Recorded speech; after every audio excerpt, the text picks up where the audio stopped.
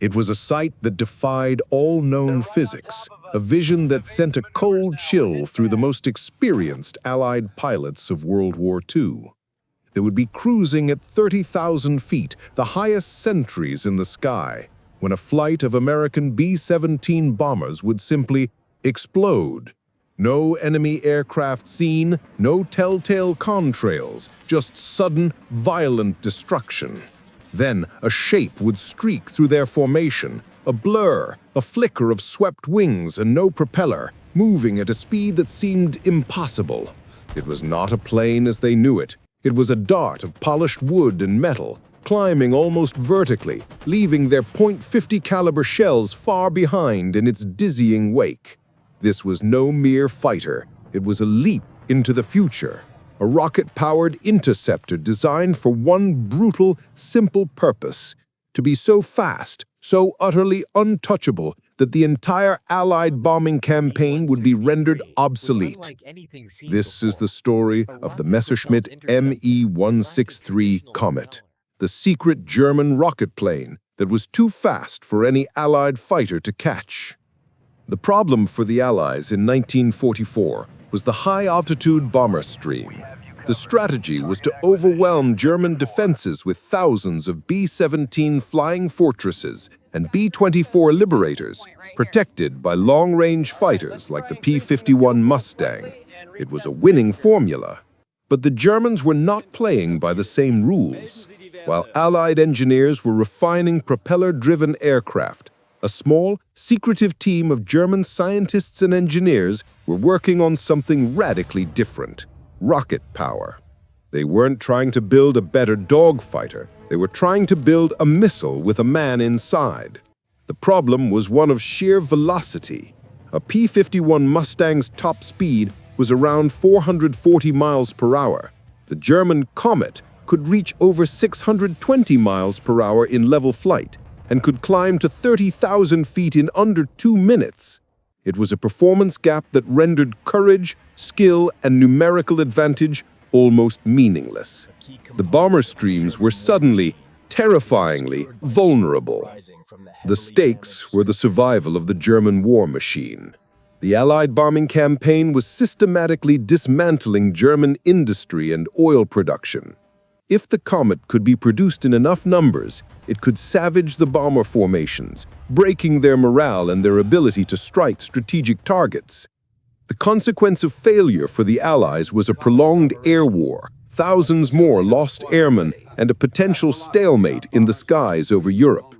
The pressure to counter this new wonder weapon was immense.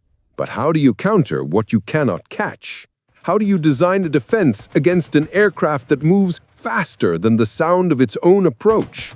The very laws of aerodynamics seem to have been rewritten by the enemy. But this leap into the future came with a terrifying price. For the pilots of the Komet, the machine that made them untouchable to the enemy was also, notoriously, a death trap. Its revolutionary power was fueled by a volatile, corrosive chemical cocktail that could dissolve a human body on contact. The engineers had created a weapon too fast for the Allies to shoot down, but in doing so, they may have also built a plane that was too dangerous for its own pilots to fly. The solution to invulnerability was hidden in a devil's bargain. The man at the drawing board was not a traditional aircraft designer. He was Dr. Alexander Lippisch, a brilliant and unorthodox aeronautical engineer obsessed with one thing: the swept wing. While others built sturdy, stable aircraft, Lippisch envisioned a flying wing, a razor blade designed to slice through the air at unprecedented speeds. His hero wasn't a pilot, but a concept: pure, unadulterated velocity. He and his team were outcasts, their ideas considered too radical by the entrenched Luftwaffe hierarchy. But they found a patron in the desperate regime, which was willing to bet on anything that might turn the tide. Lippisch's canvas was the Messerschmitt Me-163 Komet. It was barely a plane at all. It had no propeller, no horizontal tail, just a single, razor-sharp swept wing and a massive rocket engine in its belly. It was a guided missile, but one that required a human brain to aim it. The crazy idea was its power plant, the Walter HWK 109509 rocket motor. This was not a simple jet engine. It was a controlled explosion. It burned two hypergolic fuels, meaning they ignited on contact with each other. The combination was known as T-Stoff and C-Stoff, a highly concentrated hydrogen peroxide solution and a hydrazine hydrate methanol mix. This cocktail produced a tremendous thrust, but it was also violently unstable. T-Stoff was a particularly nasty substance. It could explode if it came into contact with any organic material, including dust, and it would dissolve human flesh on contact. The Komet's insane premise was to strap a pilot into a wooden-framed cockpit that was, in essence, a flying fuel bomb. The pilot wasn't just flying a plane, he was riding a controlled detonation. The conflict came from every direction. Veteran Luftwaffe pilots, aces with hundreds of kills, looked at the Komet with horror. It had a maximum powered flight time of just 7.5 minutes. After its fuel was exhausted, it became a silent, unpowered glider, a sitting duck on its return to base. The high command was skeptical of a weapon with such a short operational window. But the most formidable opposition came from the engineers themselves, who knew the terrifying truth about the fuels. Ground crews handled the chemicals in full protective gear, looking like alchemists of death. The slightest leak, a rough landing, a mishandled fuel transfer, any of these could cause the plane to vanish in a catastrophic explosion, often taking its pilot and ground crew with it. The very thing that made the Komet a miracle of engineering, its rocket engine, was also its curse. Many within the German High Command saw it not as a wonder weapon, but as a suicidal death trap, a waste of resources and lives. They ordered Lippisch and his team to focus on more conventional jets, but the Komet's sheer, unbelievable performance kept it alive. It was too fast to ignore. But for a select group of young, fervently loyal German pilots, the Komet was not a death trap. It was a miracle, and they were its chosen knights. These men, often barely out of flight school, were the first and only rocket fighter pilots in history. Their defiance was not against an enemy, but against the very limits of human endurance and their own high command's skepticism. They trained on gliders, learning the Komet's unique landing characteristics, a necessary skill for when the rocket fuel inevitably ran out. They practiced a brutal, high-stakes ballet, a swift vertical climb to altitude, a mere few seconds to line up a firing pass on a bomber formation, and then a silent, deadly glide back to Earth. They were trading the extended dogfights of their predecessors for a few moments of unparalleled, godlike speed.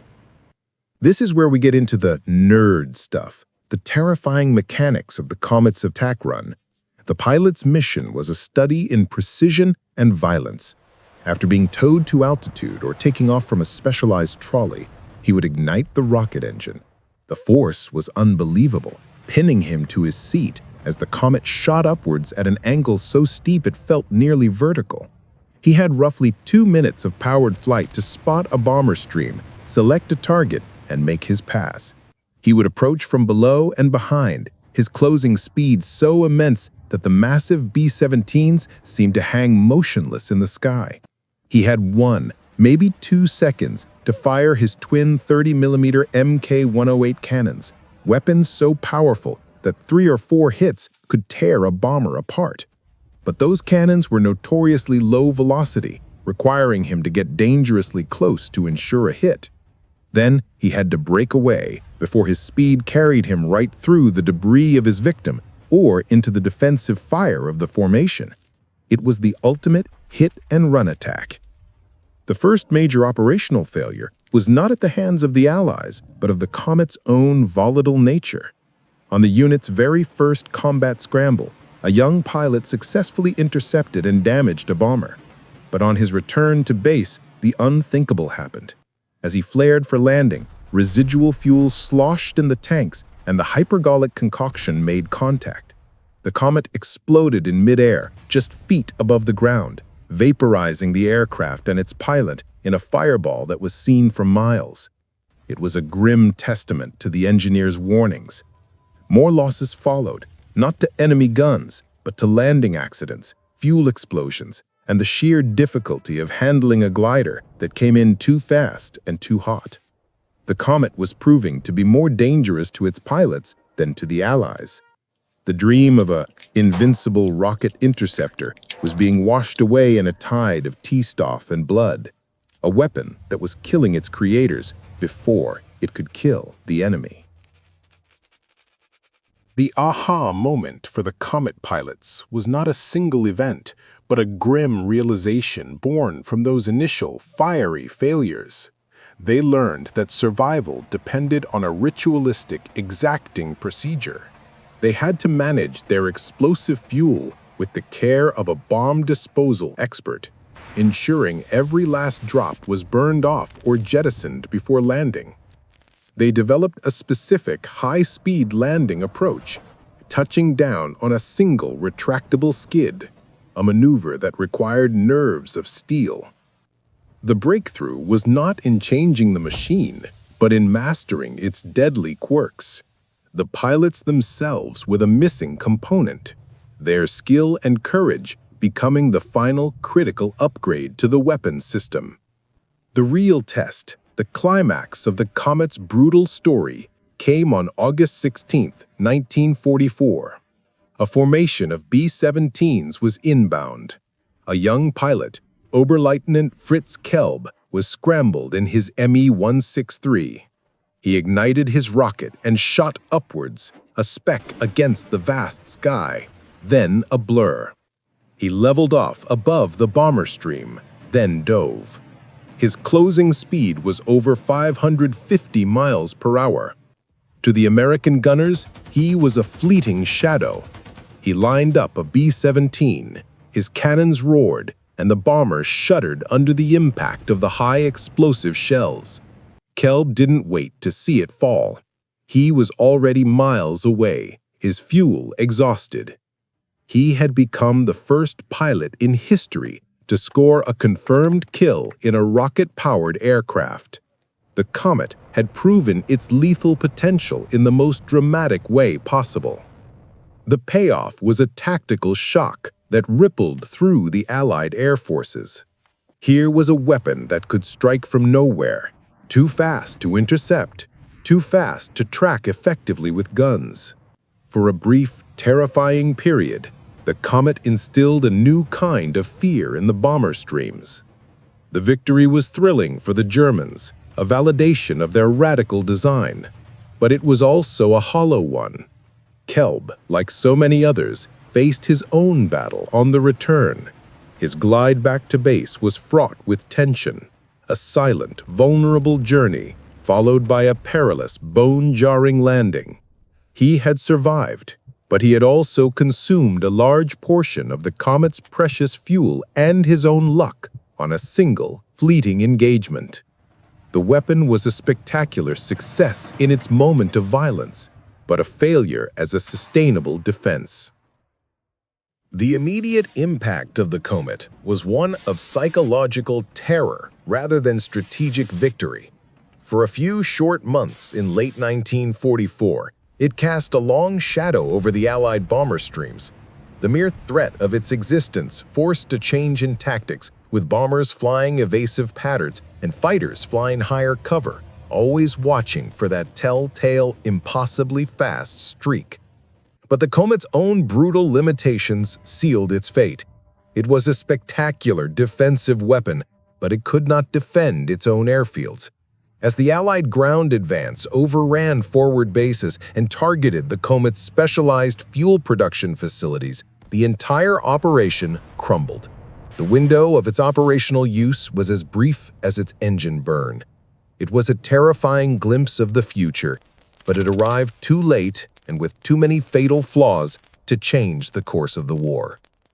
The statistics of the Me-163's service are as stark as its design. Historical analysis suggests the rocket fighters were credited with between 9 and 16 confirmed aerial victories, but the cost was grotesquely disproportionate. More than 14 of the volatile aircraft were lost in operational accidents, explosions, landing crashes, and fuel mishaps, killing their pilots. Only a handful were ever shot down by Allied aircraft. The Komet was, in the end, significantly more dangerous to its operators than to the enemy. Its greatest achievement was not in the bombers it destroyed, but in the revolutionary technology it proved under fire. It was the first and last rocket-powered fighter to see combat. The legacy of the Messerschmitt Me-163 Komet is etched not in the skies of Europe, but in the design bureaus of every superpower that followed. This was the first practical, swept-wing, rocket-powered aircraft. The data it provided on high-speed flight was invaluable, captured by both the Soviets and the Americans in their post-war race for technological supremacy. The Komet's design principles directly influenced a generation of experimental aircraft like the Bell X-1, and its spirit lives on in the rocket planes that would eventually break the sound barrier and venture into space. It was a weapon born of desperation, a dead end in military aviation, but a monumental leap in aerospace engineering.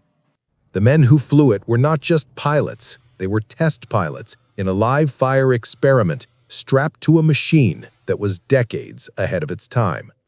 The Komet was too fast to catch, too dangerous to tame, and too revolutionary to ignore.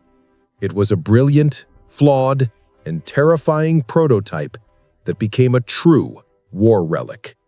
What other secret weapons of the war pushed the boundaries of science so far that they became almost impossible to control?